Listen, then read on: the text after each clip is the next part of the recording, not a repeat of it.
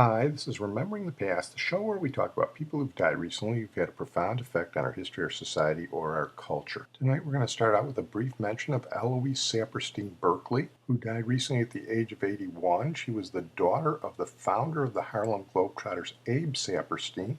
We've talked about the Harlem Globetrotters before when we did the Meadowlark Lemon podcast. I refer you to that. Eloise Saperstein Berkley took over the ownership of the Globetrotters in 1966 after her father died, and she traveled extensively with the team, was instrumental in helping make the Globetrotters the world's most beloved sports team. Globetrotter President Howard Smith said, "Eloise was not only a pivotal figure in the history of the Globetrotters, but a hugely influential figure in basketball and sports. She loved the Globetrotters and was passionate about her father's legacy.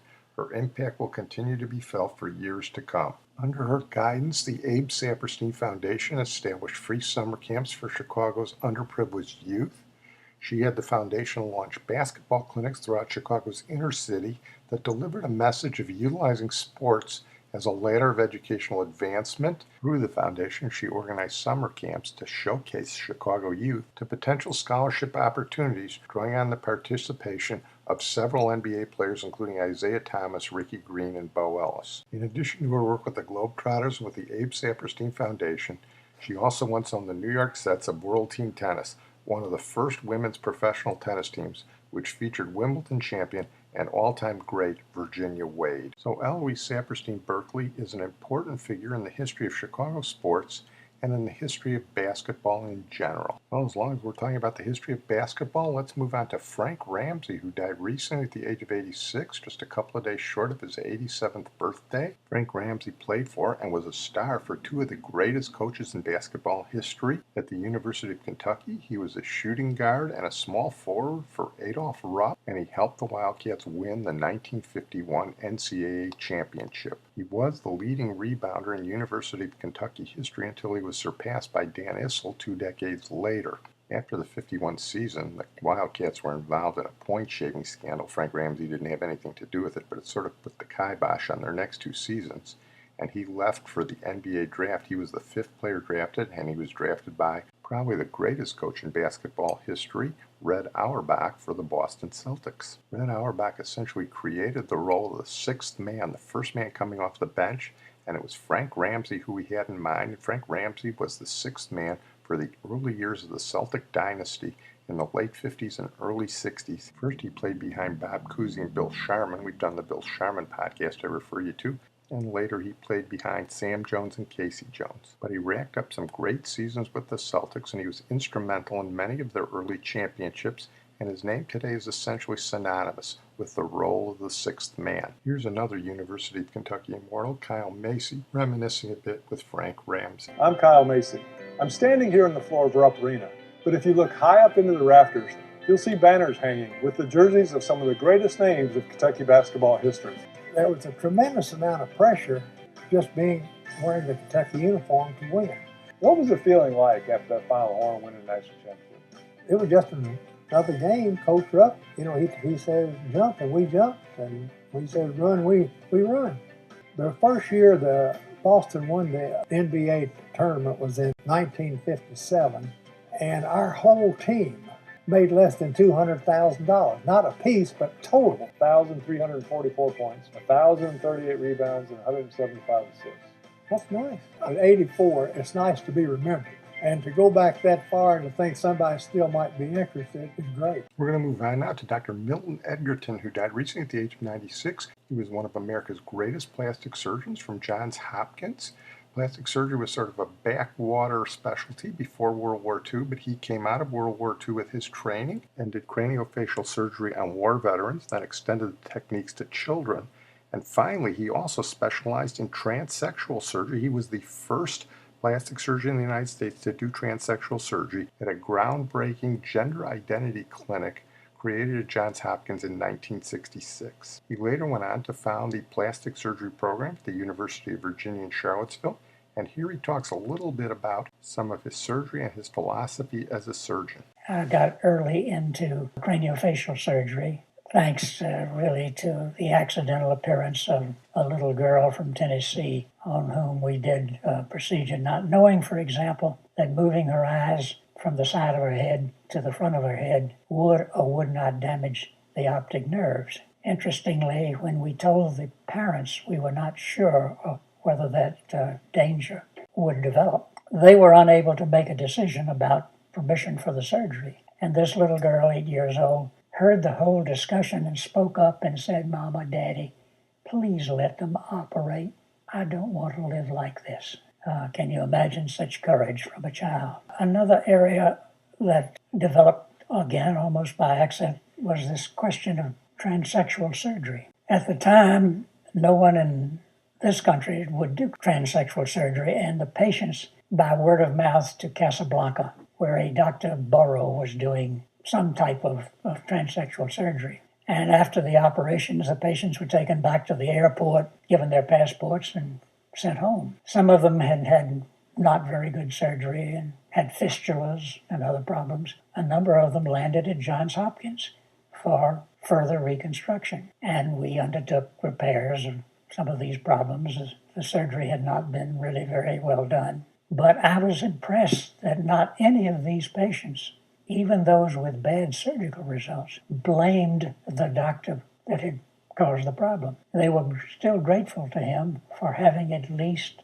initiated the operations and the change. That got us to thinking. We began to see some of these patients in an interdisciplinary clinic. We had gynecologists, urologists, psychiatrists, endocrinologists, the full team, and we very carefully began to process some of these patients to see if indeed surgery made sense. Patients were selected fairly carefully. If they were on drugs, for example, we tended to stay away from it. As time went by and these patients began to return, we found that they were extremely grateful for the surgery. Front page of the New York Times, there was a program about Hopkins doing transsexual surgery. In a period of, I think, 2 weeks, we got about 3,000 letters from all over America, transsexual patients, handwritten letters, 8-10 pages long, begging for surgery. One of my big disappointments,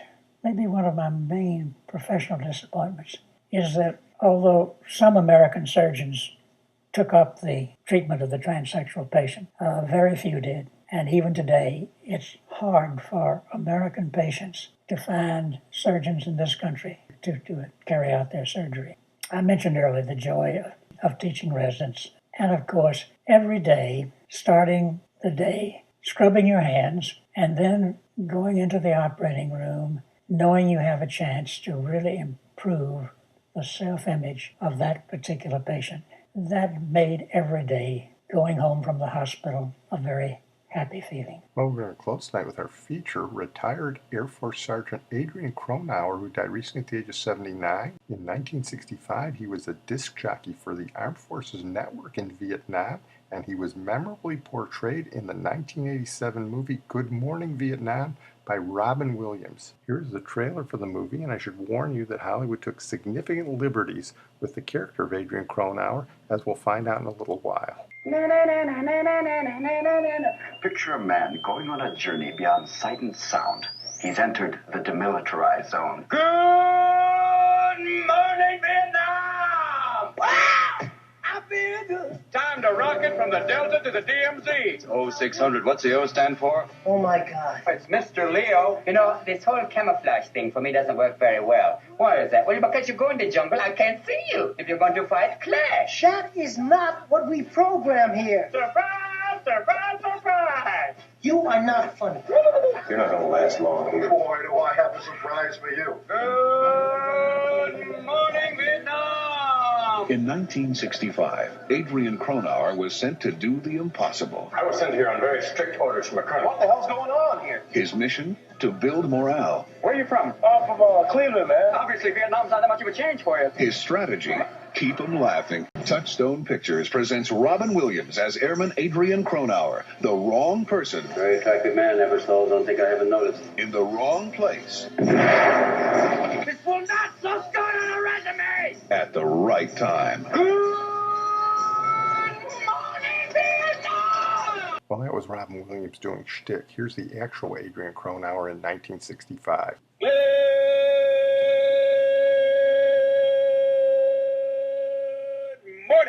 Vietnam. It's just a smidgen past 5 after 6, and here we go with another day's version of the Dawn Buster Show from Armed Forces Radio. I'm Airman Adrian Cronauer, and for the next 4 hours, we've got the best in popular music for you here, so let's get started right now with music.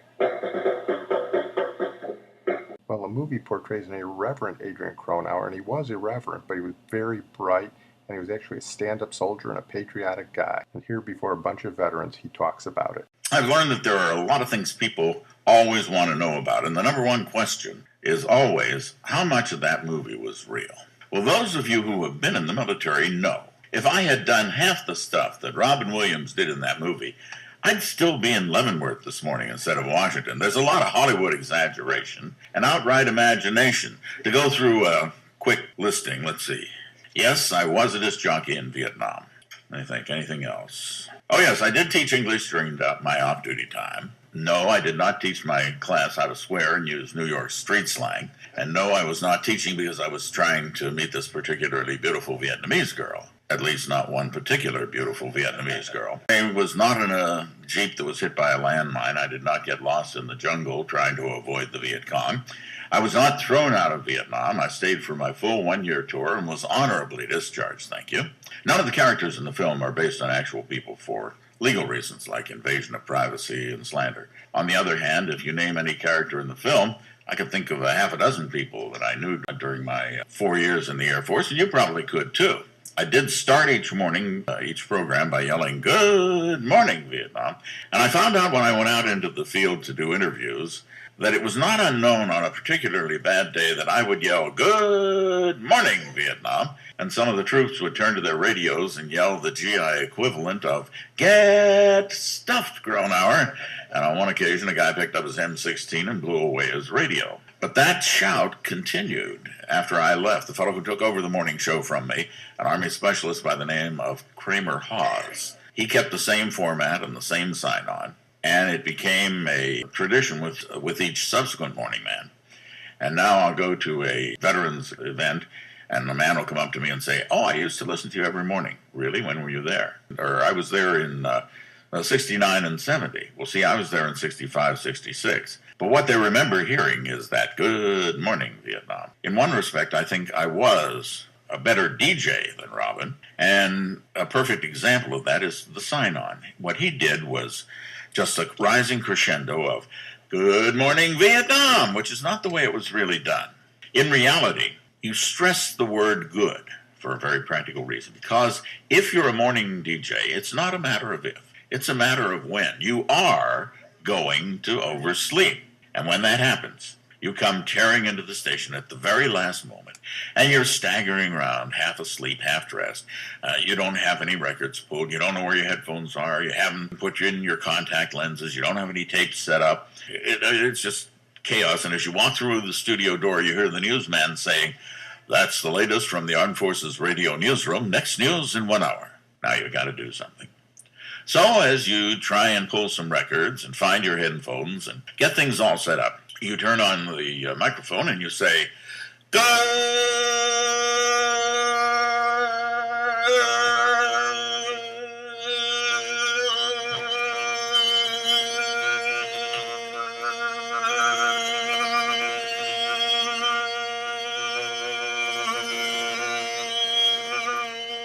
morning, Vietnam."